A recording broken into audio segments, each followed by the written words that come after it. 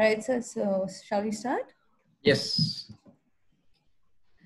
Okay. Good evening, ladies and gentlemen. I am Shamta Kavra, Marketing Manager for Mindray Medical India. It is great today to be partnering with the Fetal Radiology Samrakshan in association with Kochi IRIA and KREST to run this webinar together. I wish you all a very happy new year. Happy Vishu to everybody back in Kerala. And I welcome all the participants. And the moderator for this session today is Dr. Riju Matthew. As you all know, he's the Secretary for IRIA State, Kerala State, and the National Coordinator for Samrakshan with more than 15 years of experience. Welcome, sir. Also, thank you, Shamta. Thank you, Shamta. Once again, a warm welcome and good evening to all of you. So this is a webinar that the Samrakshan team has started with the help of IRIA Kochi and KREST Kochi. And once again, I wish everyone a happy new year. It's happy Vishu for all the Keralites, happy Bihu, and happy Pudand for Tamil, for all participants from Tamil Nadu. I think it's happy new year for most of the states in India. So these are really testing times. We are going through a lot of uncertainties, but anyhow, let's keep the flame of knowledge going. And we have planned two talks here by Dr. Bavaharan. And the first one is Caesarean scar pregnancy. This is a topic that most of us are not I've got a lot of doubts and a lot of uncertainties while we do the scan. And Bavaharan will explain the whole concept and even regarding the management of Caesarean scar pregnancies. And the second talk will be on managing the ultrasound clinics during the COVID times. Especially, this is something that all of us are thinking about once we are after this lockdown or during the lockdown. How should we do the ultrasound scans in our own centers? So there will be two talks in this session. And the first one will be Caesarean scar pregnancy. And also, I have also to introduce the speaker. I don't think anyone in the Samrakshan, the IRA circles need.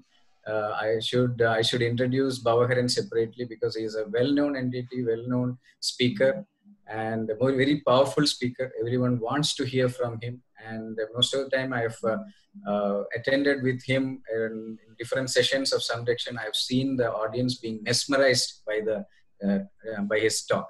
So welcome, Dr. Bavaharan. We'll start with the first talk. And those of you have questions, you can write it down the chat session. And after the session, I will ask these questions to Dr. Bavaharan and clarify it for you. Thank you, Dr. Riju. And I think before we start the mesmerizing session, we can have 2 words from Mr. Ashwini Raina himself. He's the Director of Ultrasound for Mindray Medical India. So, sir, over to you, and then we start the session post this. Let me take care of this thing. I should also thank Mindray for organizing this, and especially especially Ashwini Raina, who is the Director and CEO of Mindray India. Over to you, Ashwini. Thank you so much. Pleasure. Good evening, all of you. And before I start, let me wish all of you a very, very happy New Year. As Dr. Riju said, these are testing times, but I think, we need to keep the knowledge plane going on. It's always great pleasure to be with you. And today we are maintaining social distancing because of the current situation. My name is Ashwini Raina and I'm part of Mindray. As COVID-19 is casting a dark shadow over people's health, healthcare providers around the world are fighting relentlessly against the virus. We salute our medical staff for their valiant efforts to save patient lives and battle the outbreak. Being one of the leading medical devices and solution providers, we have been the main force ever since the epidemic broke out in China, working around the clock to support the healthcare professionals. Now the virus is spreading around the world. We are connecting international medical experts and providing precise treatment for patients with advanced products and services, as well as valuable medical insights. We always put customer needs in first place. To offer the best customized solutions to cope up with COVID-19, we have worked closely with healthcare professionals around the world and identified their pain points varying in different regions. In face of high installation volume, unstable traffic and hazardous environment, our field service engineers have adhered to strict protocols and offered timely and safe assistance to healthcare providers. Our easy-to-use multifunctional products from patient monitoring, life support, in vitro diagnostic and ultrasound units are fully equipped to ensure precision medical care for a large number of patients in limited hospital spaces. In addition, our IT solutions and online clinical guidance make sure that healthcare providers could treat patients adequately without contracting the virus. As a platform of knowledge exchange, we have invited experts to share their insights in COVID-19 patient treatment with medical professionals around the world in our webinar programs. We will further explore possibilities where we can support patients and healthcare professionals who are fighting against the virus. We are doing our best to ramp up our manufacturing capacity. Our medical products, including patient monitors, ventilators, and ultrasound devices, are crucial in diagnosis and treatment of COVID-19 patients. Facing a soaring demand from healthcare providers around the world and a disruption of global supply chain, we have been cooperating with governments and suppliers to mitigate shortage and safeguard the production line. While striving to maintain business continuity, we also have taken strict sanitation steps to ensure safety of products during the whole manufacturing process. We will keep protecting our employees' health and safety, standing with healthcare providers and giving better care to patients around the globe. Stay safe and God bless all. My sincere thanks to Samrakshan, Dr. Riju Matthew, and Dr. Bavaharan, and wish you a great evening. Thank you. Bye-bye. Thank you, Ashwini. Hi, friends. Good evening. So the first social distancing webinar of Samrakshan starts today. We are planning to have a lot of basics during the course of the events because we do not know how far the lockdown, how far the disease is going to be contained. So let's start today's session. Today we have discussing about Caesarean scar pregnancy. As you all know, any low-lying pregnancy, sac in the low-lying of the endometrial canal, you have four important differential diagnoses. One is a low-lying sac. The other one is a scar pregnancy. You have a missed abortion or an inevitable abortion there. Or number 4 is the cervical pregnancy. So these are 4 important things, and the management varies. As you know, the diagnosis itself is completely variable. So today, the incidence of Caesarean scar pregnancy is rising because 2 reasons. One is more number of Caesarean sections, yes, but from diagnosis of the conditions. So these 2 are very, very important. Why we pick up this CSP, Caesarean scar pregnancy earlier. Because we require a high index of suspicion whenever we see a low-lying sac.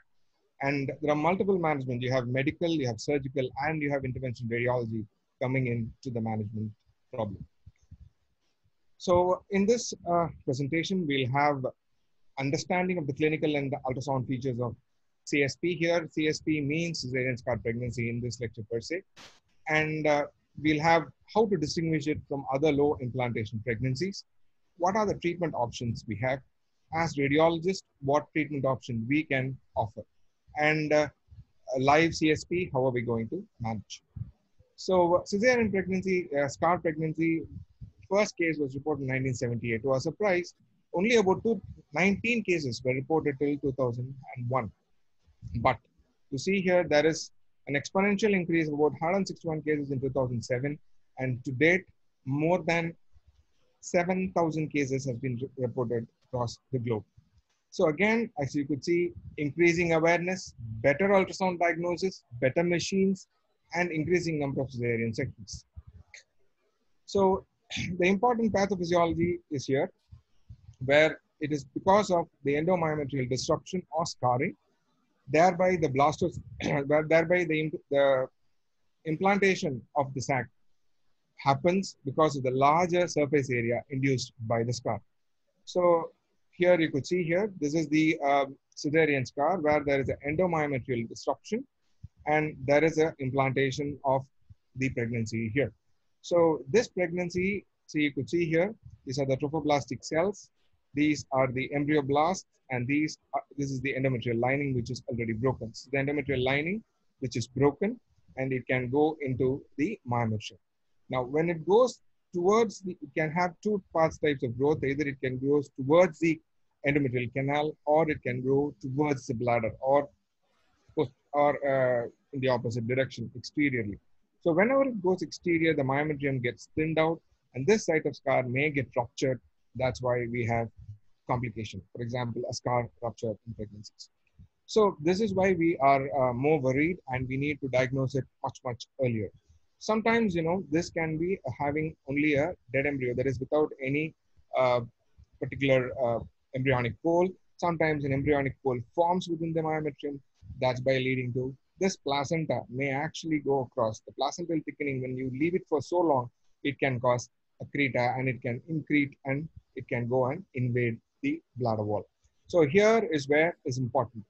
Now, the question is, do we have correlation between the risk of Caesarean scar pregnancy and the number of Caesarean scars? For example, if the patient has more than 2 Caesarean scars, does the patient have increased risk? No. So this has no correlation between the number of Caesarean sections, or it can happen with single section, or it can never happen in 2 sections and happen in the 3rd section also. So there is no correlation between the risk of Caesarean scar pregnancy and the number of previous Caesarean sections. Now, after treating this, will this recur is another question. Yes, in about 5% of the patients, it can have a recurrence. Whenever the uterine segment, lower uterine segment thickness is very less, that is less than 5 millimeter, or when the gestational sac in the previous pregnancy is bulging into the uterovesical fold, thereby causing thinning of the myometrium, or in a rural community hospital where inexperienced person do a Caesarean section where the suturing is not proper, that leads to severe scarring, or any history of irregular vaginal bleeding and abdominal pain during the previous pregnancy. That is, complicated Caesarean scar pregnancy in the previous pregnancy can have recurrences. So how do the patient present? The patient present with slight vaginal bleeding to an abdominal discomfort. Sometimes they present with severe pain and profuse vaginal bleeding. So sometimes, we had cases where there were patients who have attempted a surgical evacuation, thinking it was a missed abortion earlier, and the patient has landed up with profuse bleeding, came to us for an ultrasound. We picked up a lower segment Caesarean scar pregnancy in those cases also, where we picked up hemorrhage in one of the cases where there was a attempted curettage, and unfortunately that led to severe bulging, and there was a uterine rupture and a severe hematoma in the pelvis. So sometimes the bleeding can be very severe, that can lead to hemodynamic instability and collapse. Now, from an interventional radiologist point of view, we treat the patient who have a sac which is low-lying in the scar, without bleeding, without severe pain, or without hemodynamic instability. These are the basic 4 requirements when we want to do a invasive therapy by ultrasound guidance. So the patient should not have severe pain, there cannot be profuse bleeding, there cannot be hemodynamic instability or a collapse, or severe abdominal discomfort. So if these 4 are present, generally we don't do an intervention. Now, the question comes, how do we image? Do we have to do direct TVS in these patients? Or you will have to do a transabdominal and a transvaginal scan. So a combined transabdominal and transvaginal is what is being recommended for a high accuracy rate. Because as you all know, the transabdominal pelvic USG always allows a panoramic view. So you will know what is the relationship with the bladder, number 1. Where is the gestation sac? Is it higher, normal, low-lying, or is it in the low-lying segment? As I told you, the low-lying segment can be a low implantation, can be a scar implantation, or it can be a cervical pregnancy. In those cases, we need to go ahead and confirm it with a transvaginal ultrasound. Now, does all the Caesarean scar pregnancy have the same appearance? No. They have varying appearance depending upon the gestational age. Sometimes yolk sac, cardiac activity, fetal pole may be seen. And when you put a Doppler, you will see a gestational sac with circular vascular flow pattern around the sac. So Doppler is essential. Next step is to go ahead doing a Doppler. Doppler where you will see the peritophoblastic flow in the tissue surrounding the sac. Sometimes they use a volume image to say, let's say there are a few studies saying you actually do a vocal volume image so that you take the volume of the sac, you give the treatment and follow up after 3 days. You'll see whether the volume has same or decreased or increased comparatively. So the volume gives much closer data, closer to the accurate data. When do you do MR? And that's the question. Now we do a transabdominal, transvaginal, we come to a diagnosis, yes, but sometimes we find it difficult. When are they? Because when we have a difficult case, let's say a woman with a large fibroid or a later stage of gestation, and when you want to know whether there is a thin myometrium or there is placenta accreta where the placenta is infiltrated into the bladder wall, is there the fold is seen, is the bladder wall infiltrated?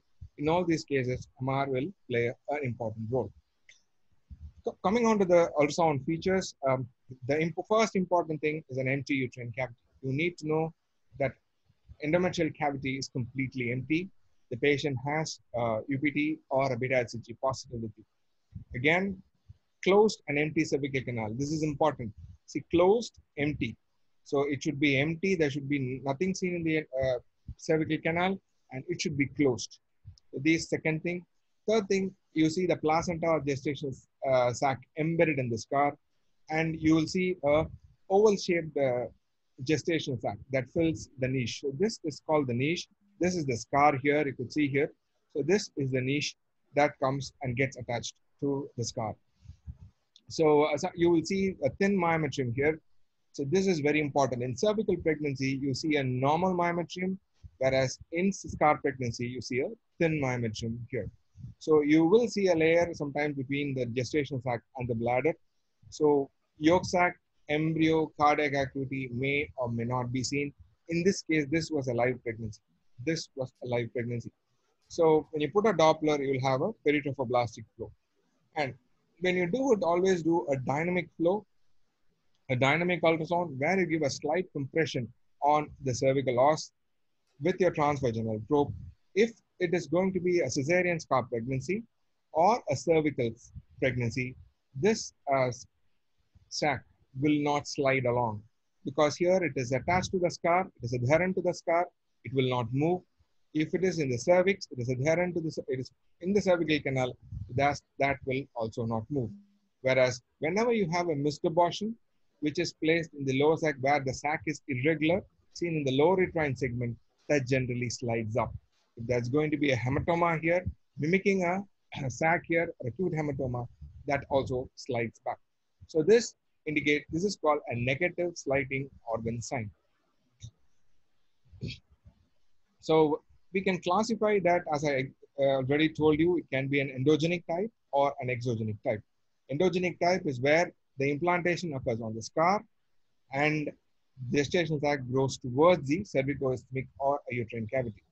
Whereas type 2 is exogenic, where it is deeply embedded and it goes towards the bladder. Now this is more dangerous here because if it goes out and gets adherent, even surgery may be very, very cumbersome for the surgeons.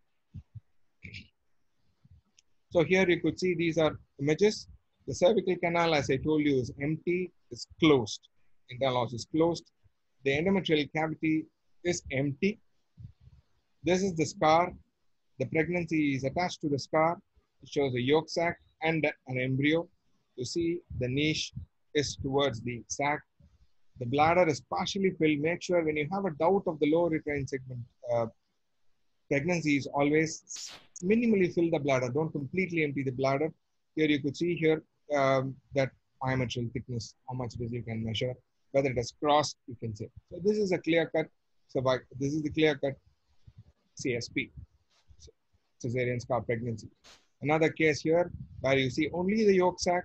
You could see here the sac, a regular one. Again, a niche is attached. This niche may be triangular or it can be U-shaped. But see, it is attached to the endometrial that is the lower uterine scar, and you still see a good segment of myometrium here, and you see the bladder wall very clearly. So it is very important. Again, you could see a empty endometrial canal, and this case has a small fibroid. To put a Doppler can show peritropoblastic flow.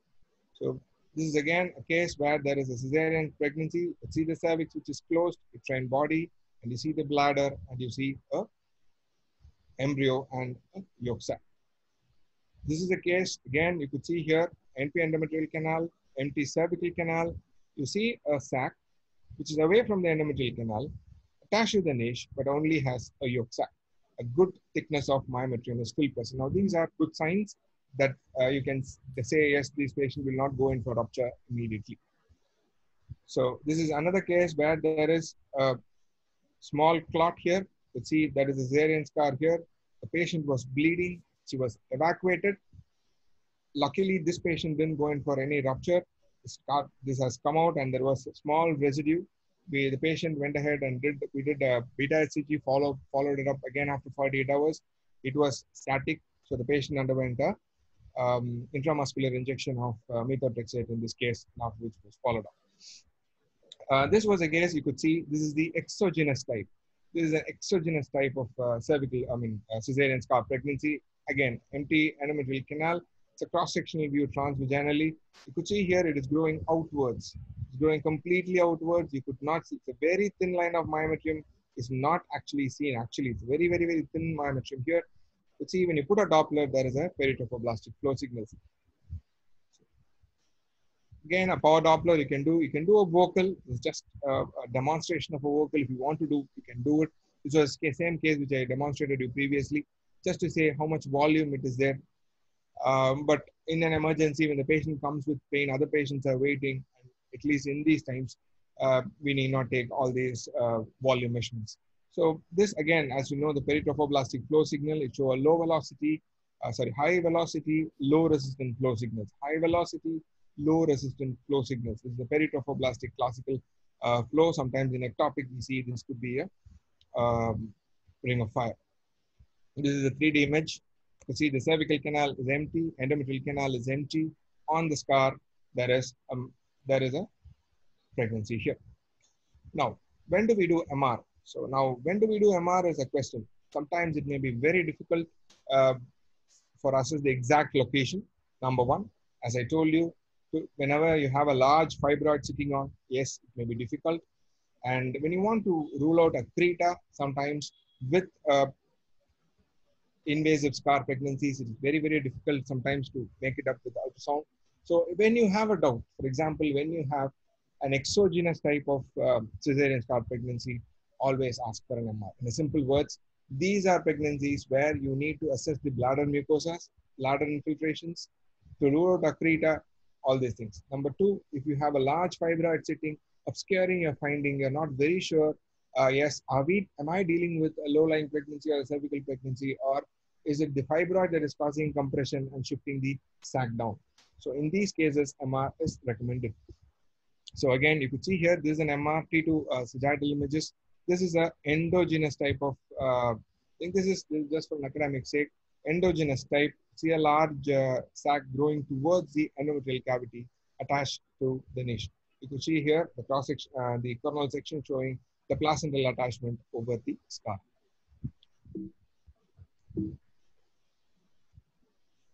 This is again another case where this was referred as this patient did not give any history of previous amenorrhea, anything to the consultant. This patient actually got with bleeding. So they went ahead and did an ultrasound. They found a hematoma that they wanted to rule out retained product of conception, or is it something to do with aneurysm? We did an ultrasound. Ultrasound was like a classical Caesarean scar pregnancy there sitting on. And we did an MR for this case. You could see here the hematoma there sitting on. So again, this was a case which had profuse bleeding, and there is hematoma here, and the endometrial cavity is empty, the cervical canal is empty, the Caesarean scar pregnancy is on this. You could see here, there is a thinning of myometrium, but you could still see myometrium here, and you could still see the line between the myometrium and, the uterus and the bladder. So this indicates that bladder is relatively free of this particular lesions. So the problem sometimes is the previous cesarean scar pregnancy, this uterus may be drawn and be adherent to the anterior peritoneal wall. These are the cases sometimes very difficult to say whether, see, for example, the uterus is retroverted here, so we are able to see, yes, this is definitely not infiltrating the bladder. Sometimes the uterus may be drawn up because of previous cesarean section and be adherent. The fundus may sometimes be adherent. So in most of the cases of scar endometriosis, you could see the adjacent scar endometriosis here, and you will see the uterus being adherent to the anterior peritoneal lining. So similarly, if there is a adherence there, sometimes it may be very difficult to pick up even on MR whether this junction is maintained or not. In all those cases, always we err on the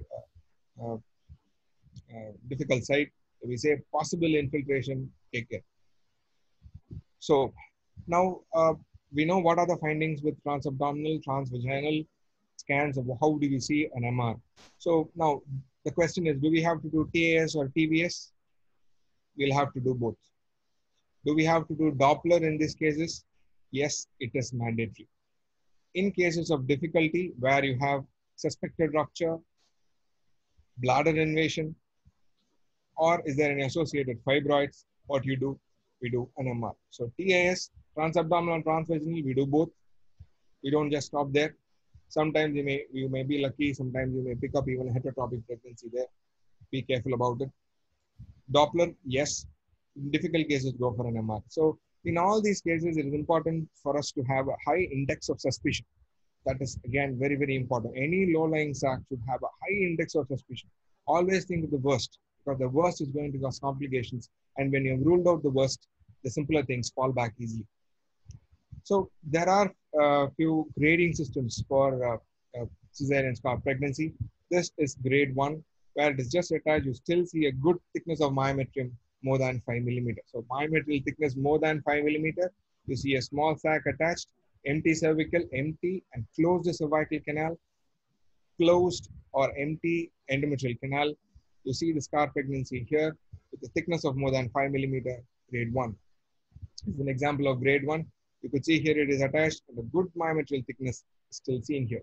So the good myometrial thickness is very well seen there. This is grade 2, where the thickness of the myometrium goes to less than 3 millimeter. It grows exogenously towards the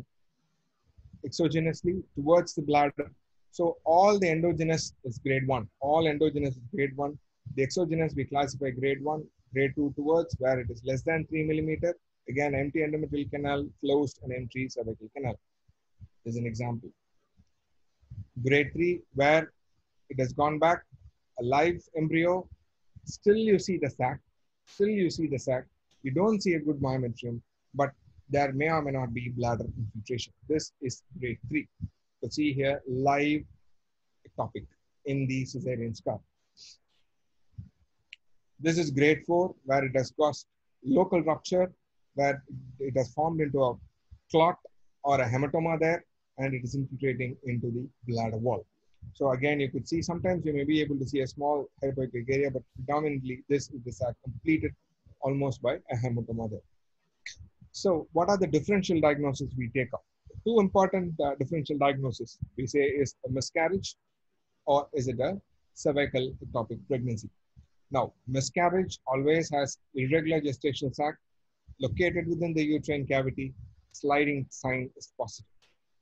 So it may or may not have, or usually has absent Doppler flow. So irregular sac located within the uterine cavity, absent or minimal color Doppler flows. Sometimes you may be able to see a color Doppler because that may be an artifact. Sometimes when the patient is bleeding, that may also cause some flickering artifacts. Then you have a sliding sign, which is positive. Cervical ectopic pregnancy is close to or within the cervical canal. You can have ballooning of the cervix. Color Doppler flow will be very good with peritophoblastic signals, and you will have negative sliding sign. So negative sliding sign indicates two things. It can be cervical ectopic or it can be a cesarean scar pregnancy. If it is a cesarean scar pregnancy, you cannot see a bulging of cervix. You should see a niche or a triangular or a U-shaped attachment to the cesarean scar. So whenever you have an uncertain clinical and ultrasound features, when you are unable to differentiate, don't be worried. don't hesitate to subject the patient to an MR. So sliding sign is typically absent in cesarean scar pregnancy and the cervical ectopic pregnancy. So this is a chart which everyone, all of us have to know. Whatever we have seen now is just summarized in this chart. You see low-lying cervical ectopic failed pregnancy may be within the cervical canal, failed pregnancy may be low-lying within the cervical canal.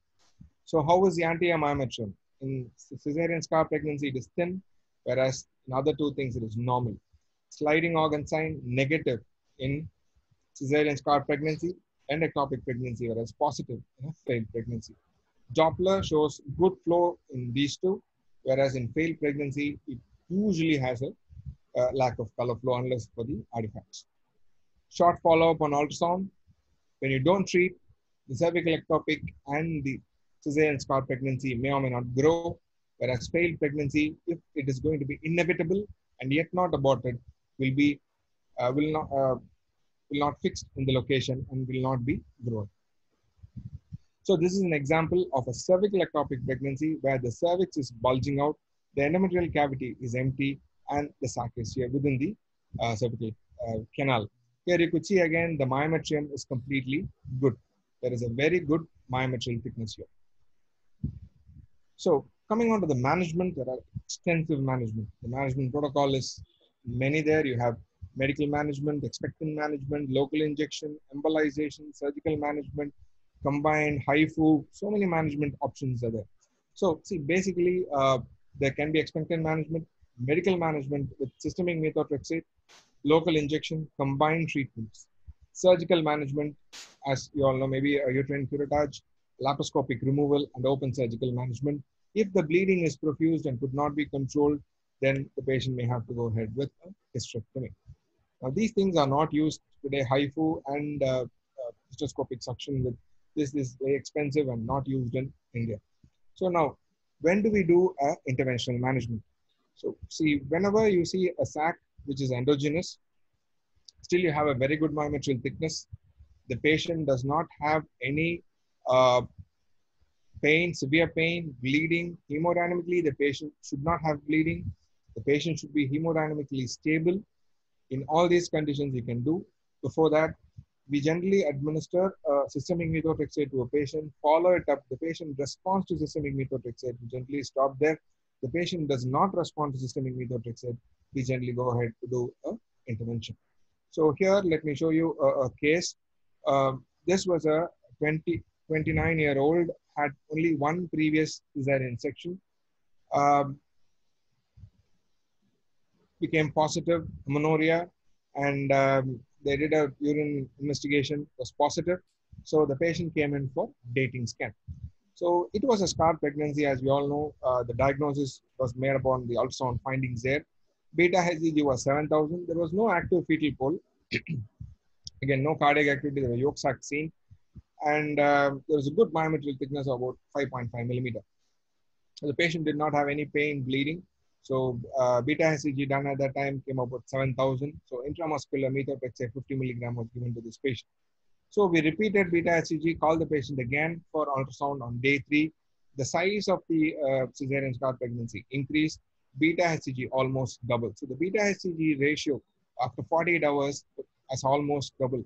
So whenever you say pregnancy of unknown location, for example, when you have a biochemical pregnancy, but you want to know whether to search for or when do you call pregnancy of unknown location, it is an important method. There are two important parameters biochemically. One is beta HCG, the other one is progesterone.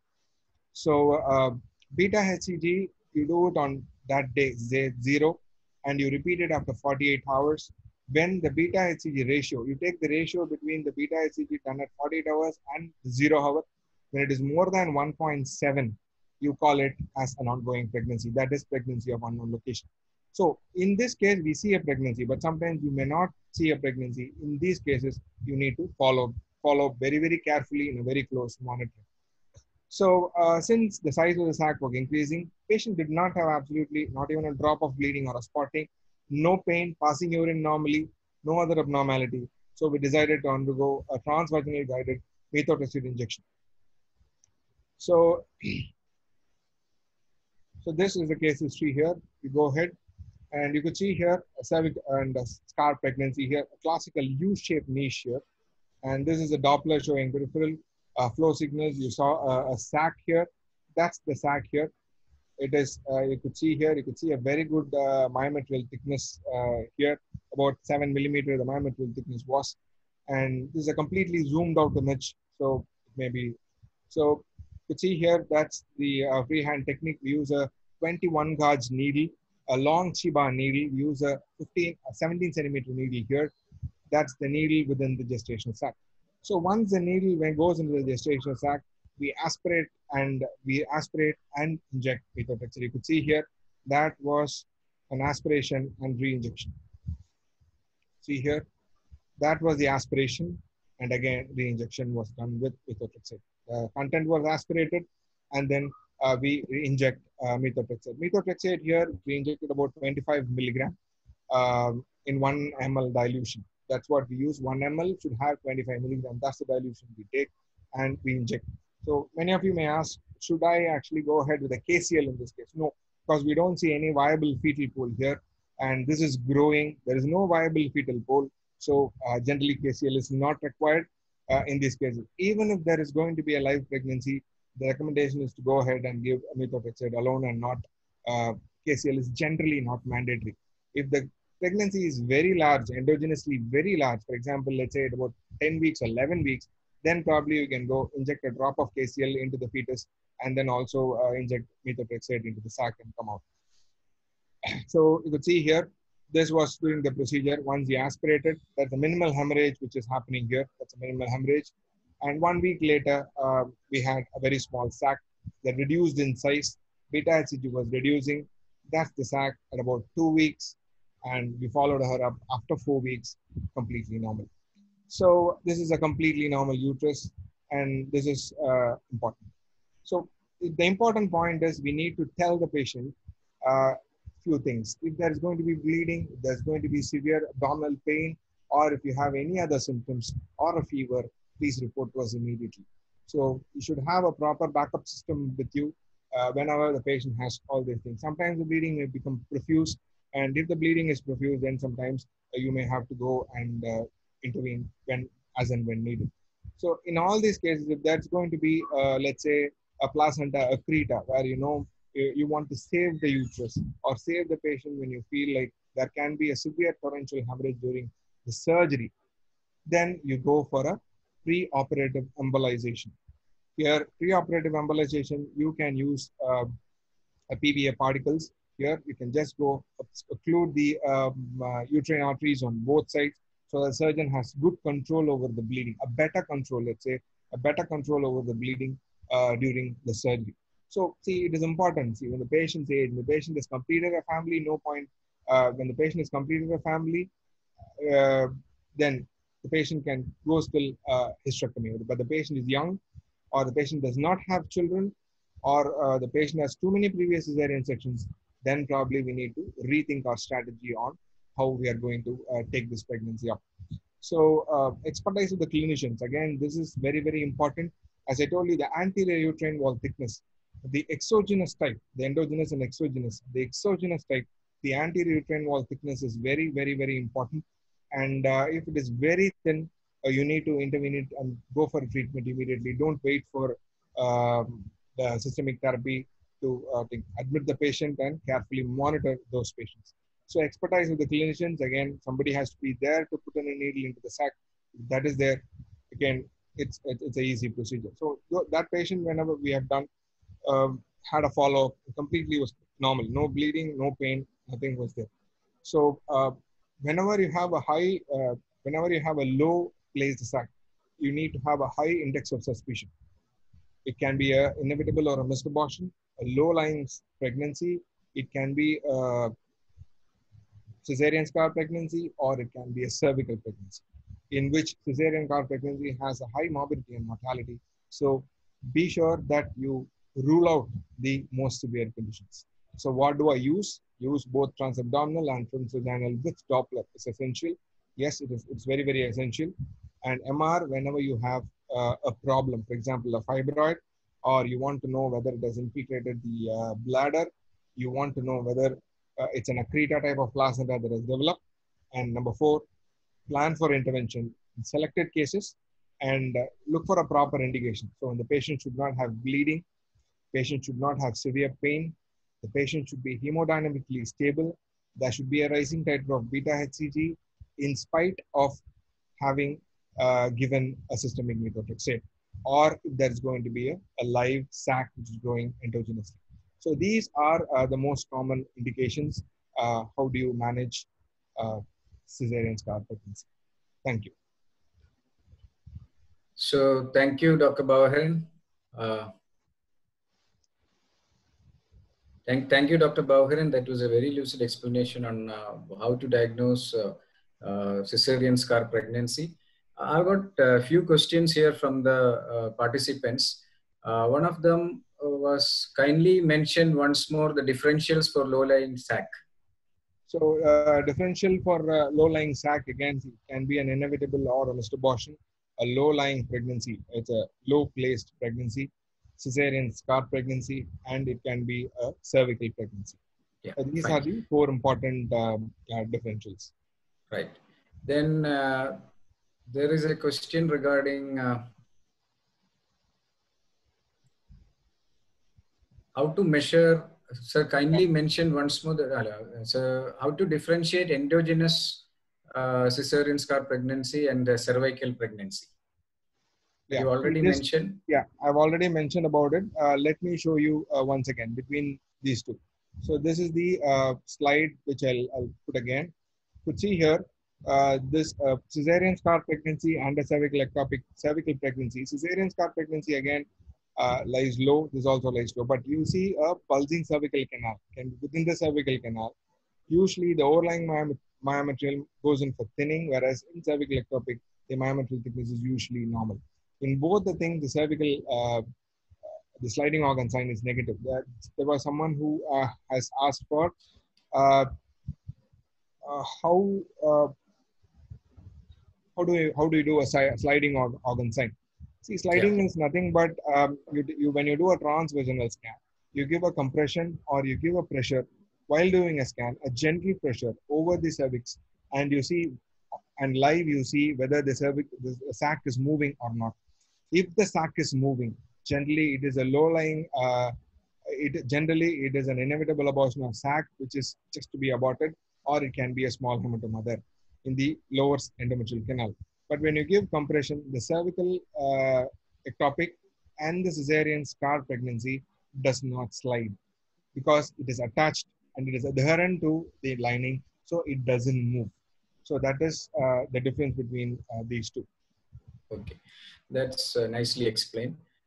So one more question that I had was how to measure the normal cesarean scar thickness. In normal cesarean scar thickness, again, there is a lot of controversy whether to measure this cesarean scar thickness or not.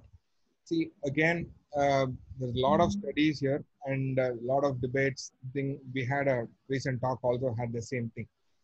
So you need not measure always cesarean scar thickness.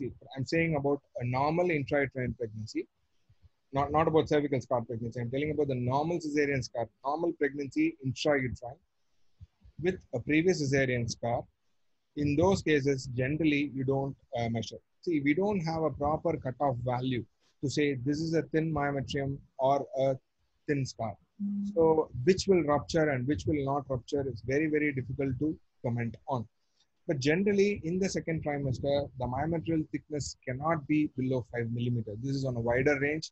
Cesarean scar thickness cannot be less than 5 millimeters from second to third trimester.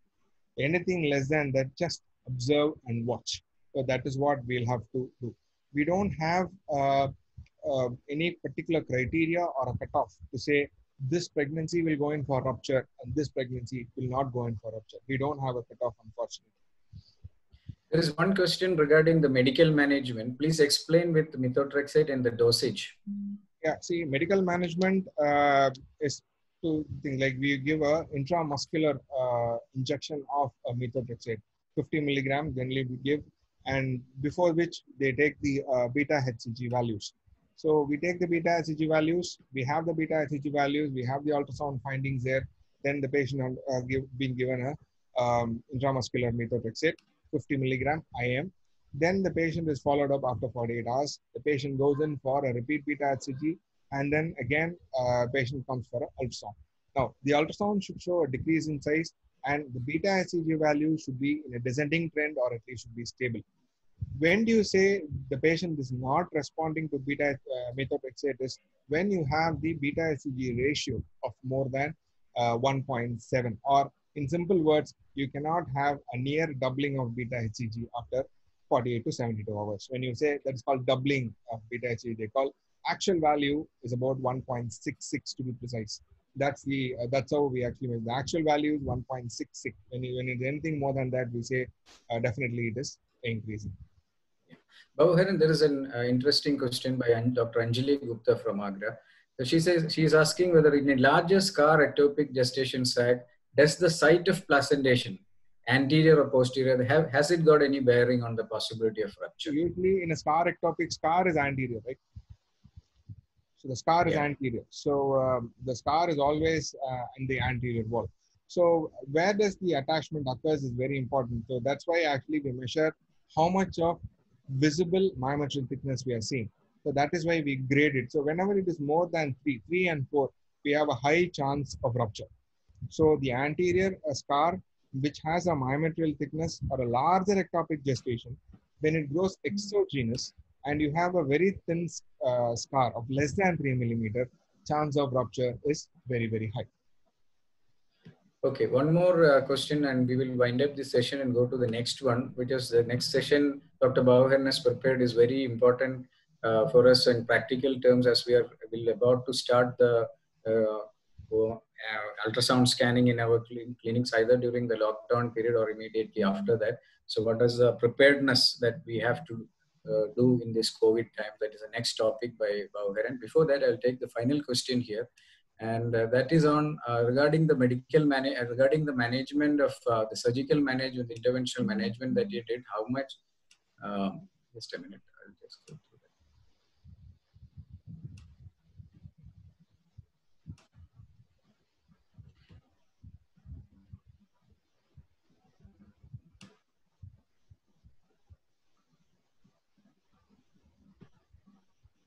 One question that is: do we need to give any anesthesia for intervention? In this case, when the patient is really apprehensive, so I generally prefer giving a mild sedation in this patient, because we're going to put in a needle into it. And it's always better that the patient is given under the control of the anesthetist, the mild sedation, even if that's going to be sometimes the torrential bleeding happens or something happens, some untoward incident happens. Or sometimes, just by a prick, the patient can go in for a shock, pain shock. So in those cases, it's always better mild sedation, where I concentrate on the case and the anesthetist take care of the patient. Yeah.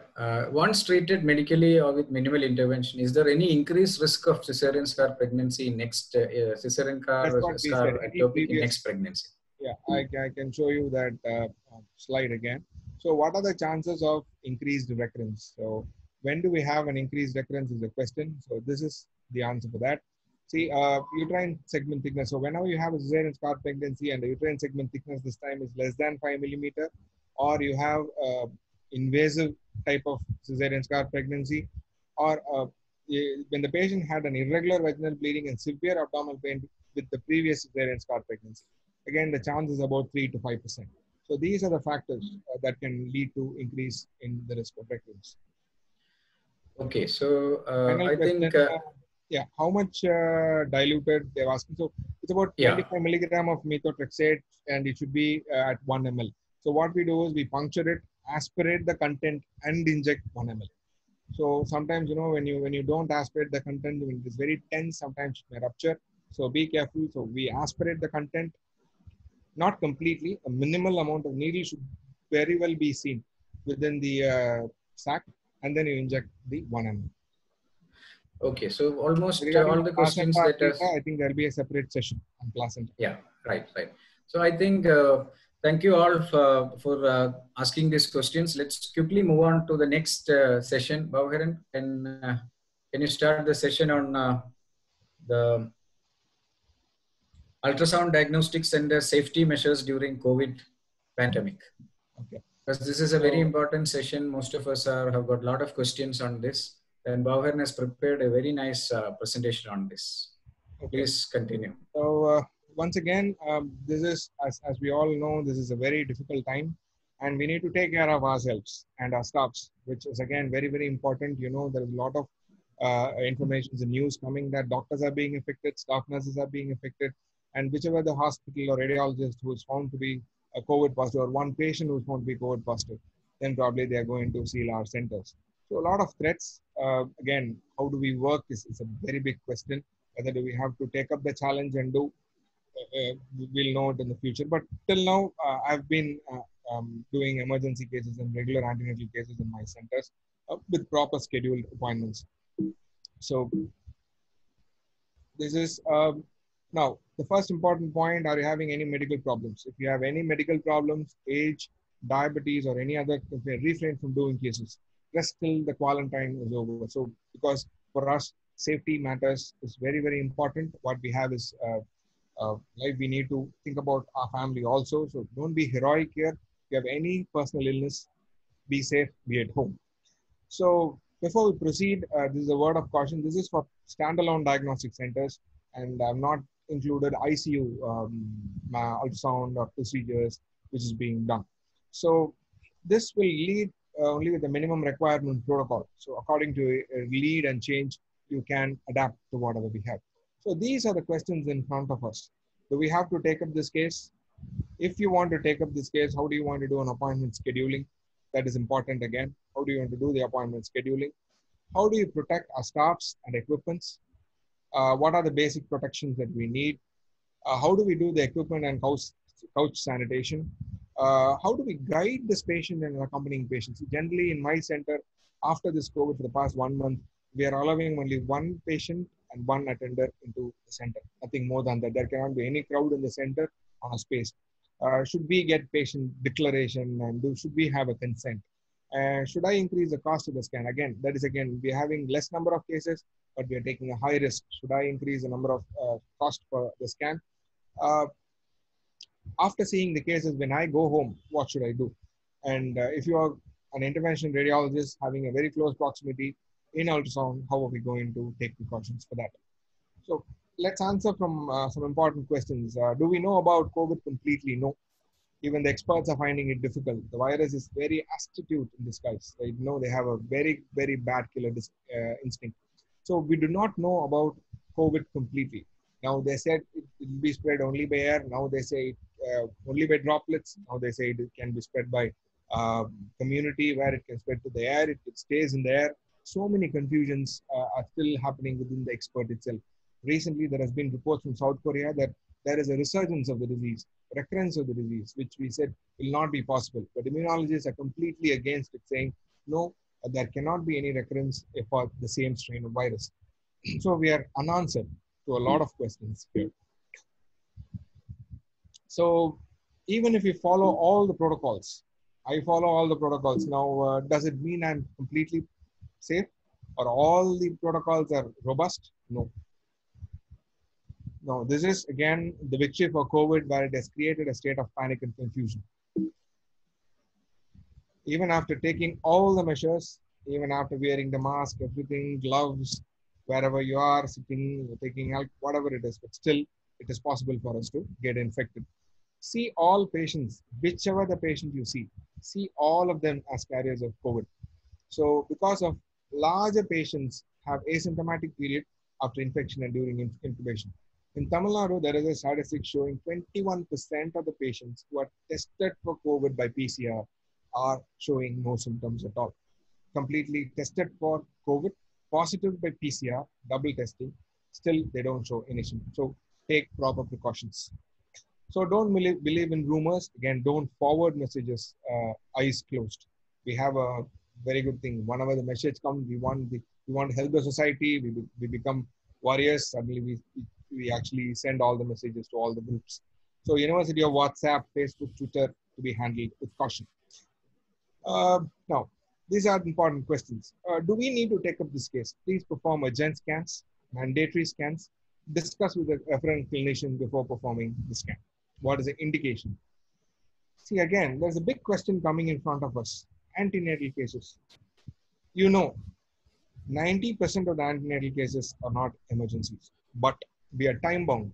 We have to do NT scans at that time. We have to do anomaly scan. You cannot have an anomaly at 28 weeks and say go on terminal. So patients with preeclampsias, bleeding PV, loss of fetal movements, PROMs, IUGR, patient with GTM in distress. These are all emergencies that we require scan. So we should not allow this COVID state in the country to increase the MMR, that is the maternal mortality and the infant mortality rates. So again, that's a question in front of us. Because already we are short of ventilators, we're short of ICU beds, doctors and staff nurses. So finally, it's up to you, people, to decide whether you want to do the scan or not. If you want to open your scan center and do the scan, which patients are you're going to accept. You have to dedicate and choose wisely. So in our center, generally, we do an appointment scheduling in this space. I'm not saying this is robust. Anything, a good suggestion is always welcome. So whenever we have 2 or more radiologists working in the center, in our center, two of us now work. One of them doesn't work here. She's pregnant, so we have not allowed her to come to the center. Now what we do is we generally split our timings and we do the cases in those particular timings, and we spread out appointments. Let's say we have only 1 attender per patient should be allowed, and 15 appointments will be, let's say, scattered between morning 9 a.m. to afternoon 4 p.m. So that means approximately 2 cases in an hour. In between, the emergency from the hospitals, whenever requested, will be taken in. But I've been very strict on not taking any known fever patients into the center. So here, the patient waiting hall is placed such a way that you have patient attender here. Once they get the report and leave, then we have the other patient come to the center. The other attenders are given some hallway outside the center where they'll be allowed to sit in the social distancing. So do we have basic protective equipment? So use minimal workforce staff. Again, in our center, we use at a time seven people, and lab we use around 5 to 6 person because we have all the labs. So we use in that way. So at a time, there'll be 13 to 14 people working. So that's all the work splitted in 3 floors. But for ultrasound, there will be only about 3 staffs working in the entire center. One is to get the cases, everything. The other one to get up the forms. One is to position. The other typing will be in the opposite room where she'll be only typing the cases. And below, there will be a reception. In reception, there will be only 2 persons. One is to collect the data. The other one is the cash part. So important whenever you have a female staff, tie the hair, give them proper gloves. A 3-ply mask is essential. A plastic apron, because as we know, why plastic apron is because sometimes the patient have secretions, they have wound, so protect your staffs. They are advised to change to a center uniform once they enter the center. Remember, they are the backbones of the center, so take care of them and protect them adequately. So how to wear a mask is this. So wearing a mask is important. Don't catch the center, always catch the ears of the mask, and then you put it along, and then finally give your pressing in the nose. While removing, do not remove from the center, always remove from the ear after proper hand washing on both the ends. So next question, common question. When I use a 3-ply mask, when should I change? When it is damp, change it. Usually N95 does not get damp, FFP2 type, but whereas when you have a 3-ply mask, it is sometimes, when sweating, suddenly the electricity goes off, you may have very wet dampness. So in those cases, you need to change the mask. So we doctors attend the patient, we have to touch the patient, so we need to take adequate precautions. So generally what we have told our doctors and staffs, avoid wearing watches, bracelet and rings into the center. Keep it at home. You can wear it later. Even your wedding rings, your wife is with you, don't worry. Let's have your wedding ring later. So change to a gown once entering the center. We've got separate, and this gown is goes in for washing and autoclaving every day. So these are the basic covers which we use: a cap, a mask, a donning glove, and you have a basic PPE. This is a basic PPE where it is a liquid barrier resistant fabric. So For a day, when I enter my ultrasound room, I don't come out till I finish my cases. That is in my schedule of 4 hours. I just sit there, finish off 4 hours, sit there, will not come out of the ultrasound room, finished off. All my interventions uh, um, are there in the other room or in the theater, which I have, and it will be in a separate timing, completely separate timing. And when I come out, I generally remove all the donning and then have a separate donning. This is the entire set costs about 850 rupees per day. That's what is the cost of our safety. So be safe. That is very important. And alcohol-based hand rub, as you know, 70% is essential. An important question, somebody which I don't wear a goggle. So I don't wear a glass. So it's very difficult for me to hold the glass. It pains, the ear pains and all this. When you want to adjust the glass, make sure you spray sterlium in the gloved hand and adjust it and then apply sterlium here. So that is important. The other important is wearing shoes. If you have a shoe cover, wear it. And if you don't have a shoe cover, and if you want to leave it in the center, make sure you spray a low-level disinfectant. I'll tell you what are the disinfectants that we can use in a simple way. So low-level disinfectant sprayed and just kept it in a place where it is not handled. Glove removing again is very important. From radiology, surgeons are very, very used to it. How to remove, how to don, how to remove the gloves. They are very used to it. But here it's very important. These are the steps to remove the gloves. So you could see here, you should always catch the center here. You don't touch it here when you remove both the gloves. And once the hand is free, always go behind. Don't touch the glove part. Go behind and then pull the glove part and dispose it very carefully. And disposal again is very, very important. You should have the colored system in your center. Keep it and dispose it to a medical, non-biodegradable, non-decomposable substances into it. So this might have. Again, another practical point is having a mobile phone in your center. Now, we need to have a mobile phone. It's our sixth hand nowadays. Apart from ultrasound, we need to have it all the time. So make sure that we have a sealed plastic cover for everyone. Put your mobile phone into it once you enter into, then wipe your finger off, seal it. Whenever call comes, just attend the call whenever it is necessary. Do not play games because we might be very free many of the times. So do not play games or anything within the center. Don't watch movies in the center. Sometimes you may be very free. So be careful about your mobiles. Mobiles can harbor because when you keep it relentlessly, sometimes, you know, you can catch the organism, you can bring it home. Your kids, my kids, they generally take the mobile phones and they play. Wives take the mobile phone to check the messages. All those things happen.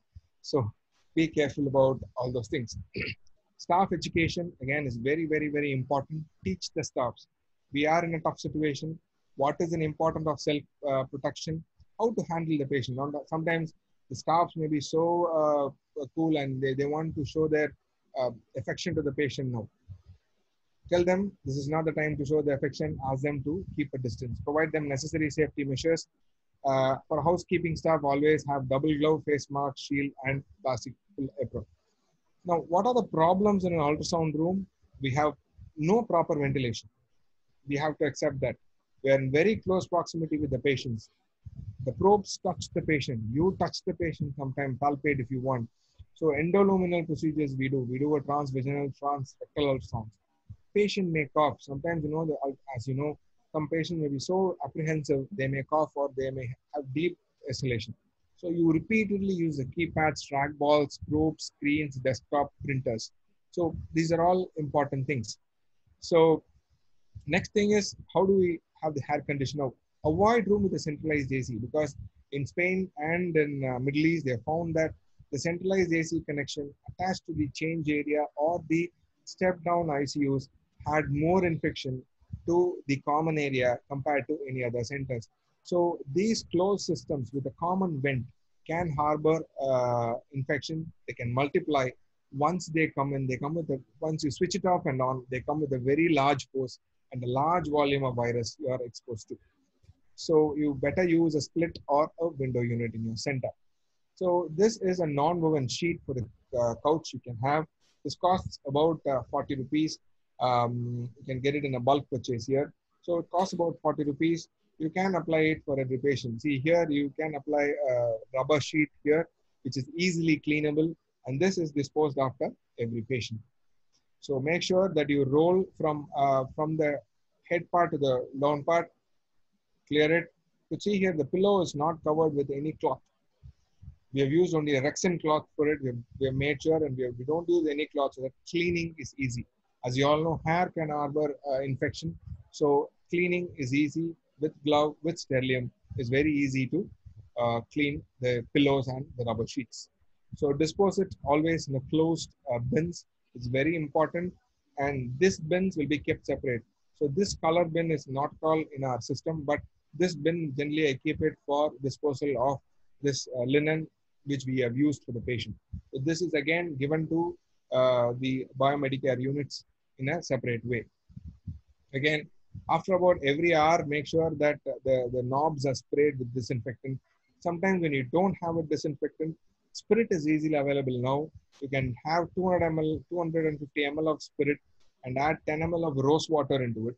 It does not give you very bad smell as spirit, and you can just spray it off. This is an easy way of making a disinfectant. And this, the corporation guys, they come and do this thing. We don't allow them inside, but sometimes in the toilet areas, they come and spray.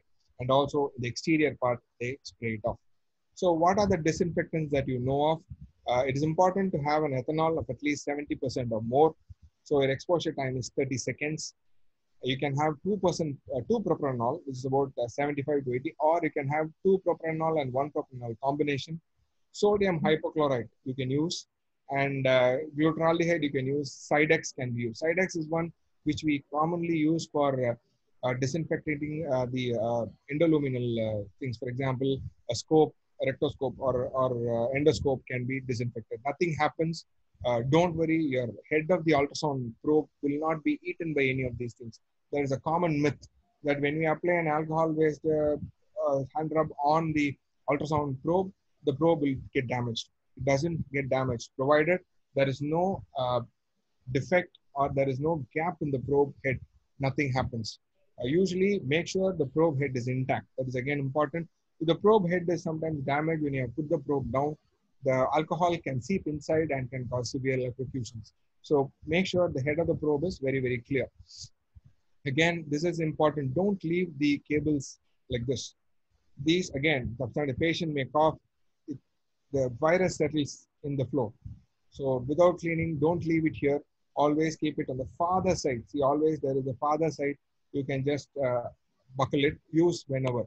So use the relevant probes. I use only 3 probes, one C2-9, one Doppler probe, the other one is a transvaginal probe. My volume probe, my regular probes, my echo probes, all goes inside, and nothing is there outside.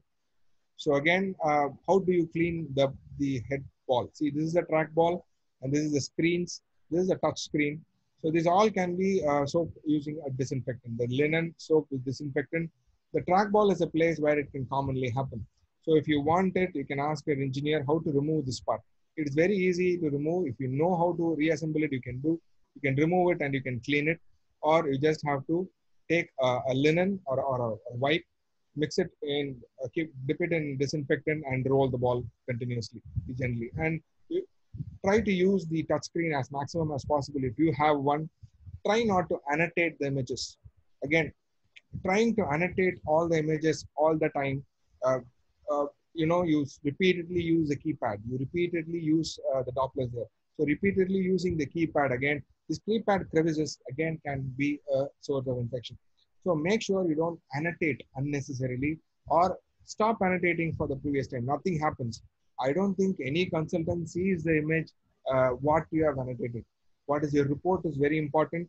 And there are centers, we have stopped giving the printed images to them. So again, to the probe, make sure that you use a 70% alcohol-based hand rub. Here we use a Navaga 3M, and we are actually clean the probe. And in that probe, make sure you take the excess of gel and then take the wet probe with disinfectant and you apply. Just you keep the linen soaked over in the alcohol or the disinfectant, and just keep the probe for 30 minutes, not 30 seconds. Do not manipulate it. So then you can take it, remove it with the same gauze, at least wipe 1 meter of the cable, because this is the cable that is possibly being touched touching the patient. Or you can apply a glove, but make sure every time you change the glove, because these gloves or probes, these are probe covers, they can have a lot of crevices. They can have a lot of foldings in which the virus can go and be there. So make sure that is there. Transvaginal probe, again, is very, very important. Whenever you use a probe cover or a double glove and or a double condom, and then use a probe cover or a double condom, or on the probe cover a condom to be used, and make sure you dispose the condoms very carefully. Sometimes the patients may bleed. You do not know. There are a lot of studies saying the urine has picked up COVID, the rectal fluid has picked up COVID.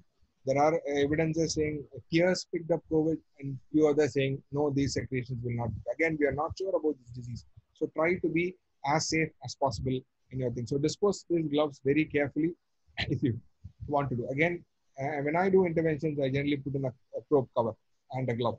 So that is very important. So see, the ultrasound machines are like a child to us. I'm spending more time with my ultrasound machine than with my wife. So it's like my child, right? So they reward us immensely. They reward us immensely. You pick up so many cases. They are a bread. They make our breads every day. So take care of it. Nothing harm in taking care of it. Take care of it. Don't.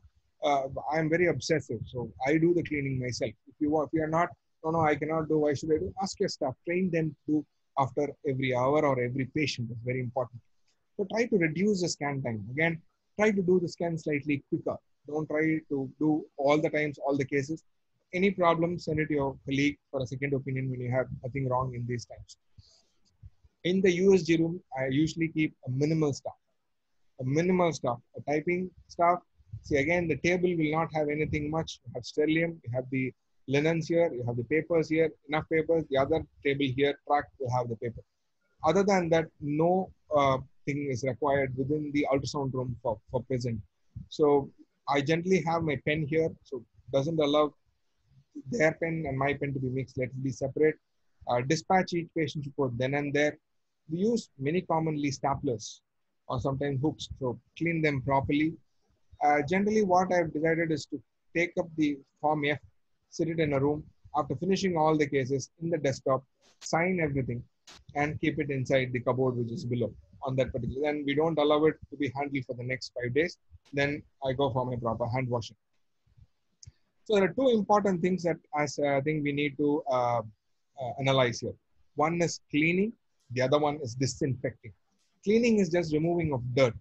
Disinfecting using chemicals. As I told you, what are the disinfectants that we use? So minimum is a 0.2% glutaraldehyde as Sidex, or you use any content which has an alcohol of more than 70%. So that is what is important. So in the floor of the center, again, that is where actually sometimes the patient coughs unknowingly. There can be droplets on the floor. Make sure you use a neutral pH. Hospital disinfectant, recommended hospital disinfectant, which has a neutral pH. So that will actually, so you can actually use a disinfectant there to the lower thing. For example, a sodium hypochlorite. See, sodium hypochlorite is a substance which is generally used in labs. Whenever they have an accident in the lab, whenever there is a spillage of material in the lab, generally we use a 1% sodium hypochlorite, 0.2 to 1%. So these can be used to actually clean the floors, your toilets, the faucets, the sinks, the taps, and you have the ambulance staff. So protect them properly. When you have a sick patient, always give them a full PPE kit. When a full PPE kit is given to the ambulance staff, generally it is charged from the patient. We cannot handle all the charges to be precise. So discard all the disposable from the ambulance in a biohazard bag. Again, it's a separate black bag which is being given. It'll be tied and put it across. And they have to remove the glove and wash the hands. So when the patient enters the attender, they are given the mask and proper hand sanitization. Mask should be properly worn, as you know, it should cover the nose. It should cover here tight in both ends. So that is very important. Allow proper spacing of patients. So this is a patient, his son. So they have come together for such a long hours. So need not separate them. Let them be together. So, but the other patient at least give 3 feet gap so that they sit in a separate event. So in the reception desk, make sure that the proper distancing is maintained. The reception desk has to be properly cleaned here. And you could see here that the stretcher is lying. The stretcher also will be disinfected with 1% sodium hypochlorite. So to all the staffs in your department or in your center, make sure you teach them how to do a proper soap and water wash, clean the goggles. So when they use the goggles, make sure they use a proper soap and water or Plex cleaning solution to clean them. Now, the important point is, should we get a patient declaration? This patient declaration, ISUOG and many other bodies have recommended it. So here we get the recommendation of the patient. For example, their name, their attender's name, permanent address, what is the current address they are living? Are they from a contained area? And have they had a history of travel or a pilgrimage? What is their occupation, partner's occupation?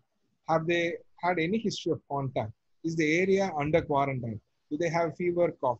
So all these things has to be taken into consideration. So you need to get the signature of the persons giving this declaration. Attach an Aadhaar card copy. This is just for social responsibility. Suppose if there's going to be a case, you help the government in contact tracing. So this is important, TOCC, the travel, occupation, contact cluster. So these four things are mandatory. There is a consent form. A lot of consent form under circulation. You can, if you want, you can take it for your safety. That the patient declares that he says the doctor and the center is not responsible if I get a COVID infection. Now, what does the medical legal expert say?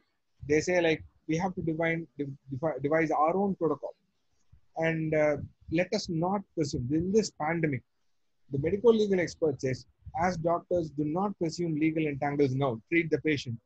Let the legal fraternity ask you an opinion. Then you give, otherwise you give a good ground for them to have their indulgence. So whether you want to take the decision on consent or not is up to individual's decision.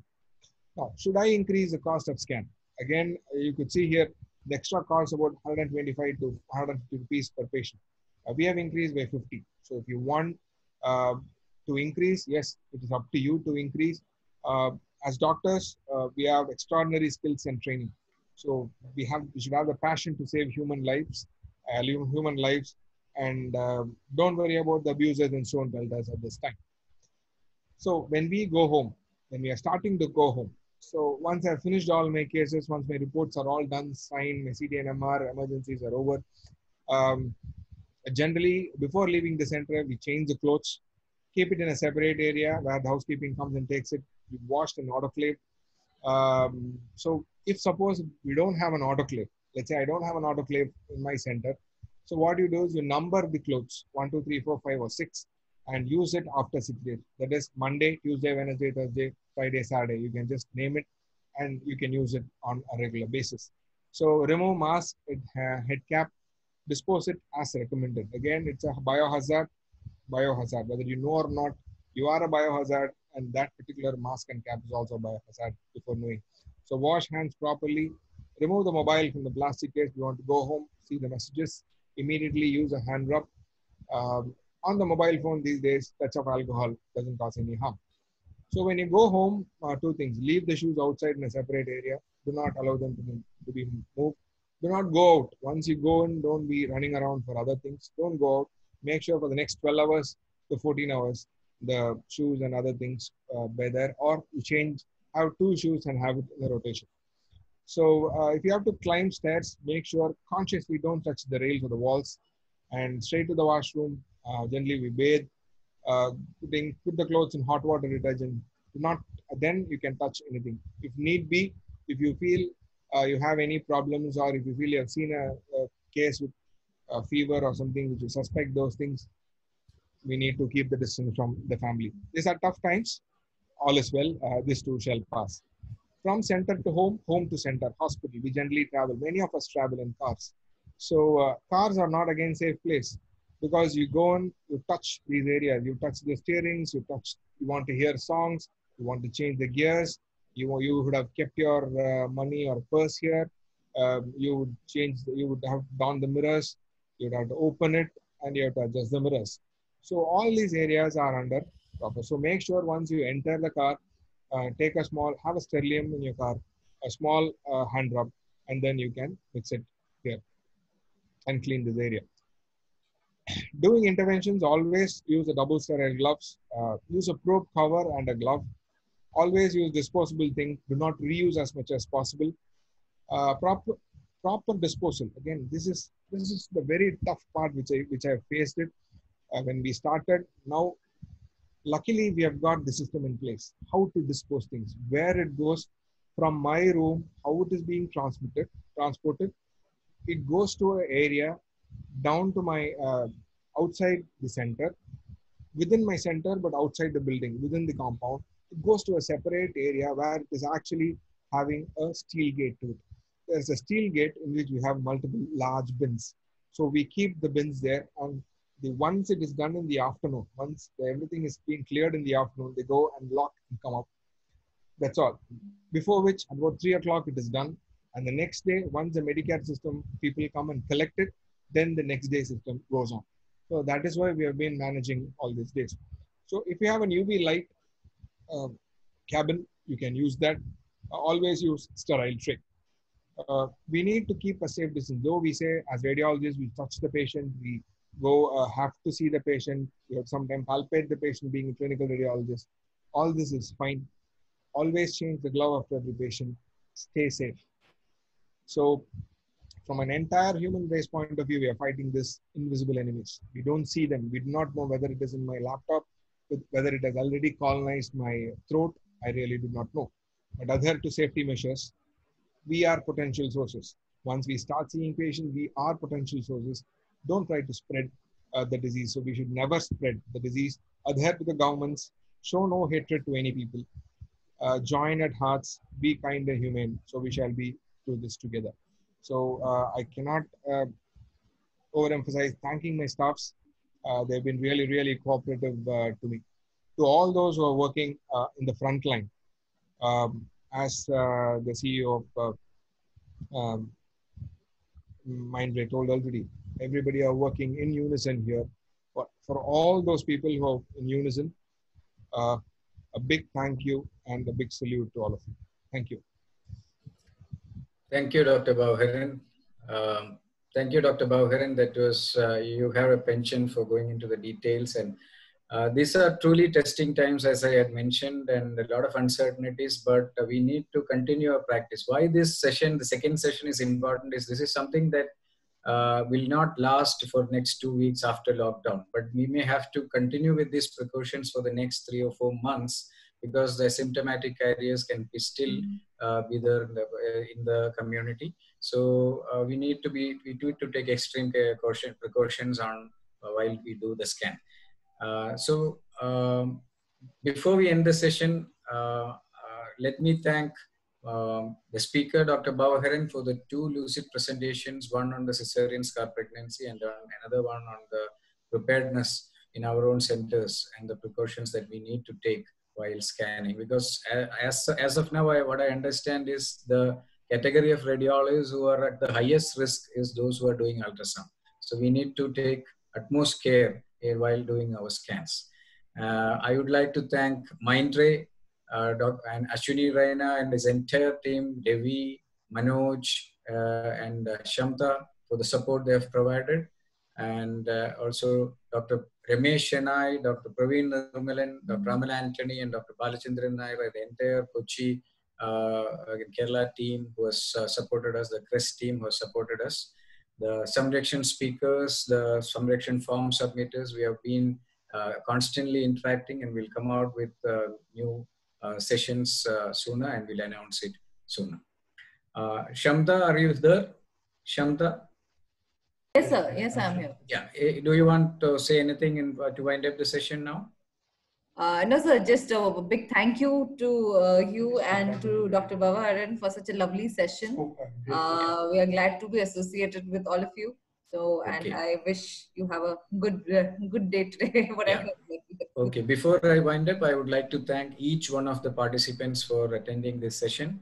And we'll see you again. Till that time, take care, stay safe at home, and while doing the scans, take adequate precautions. Thank you all for attending this session. Good day. Thank you. Thank you all. Thank you all. Thanks all.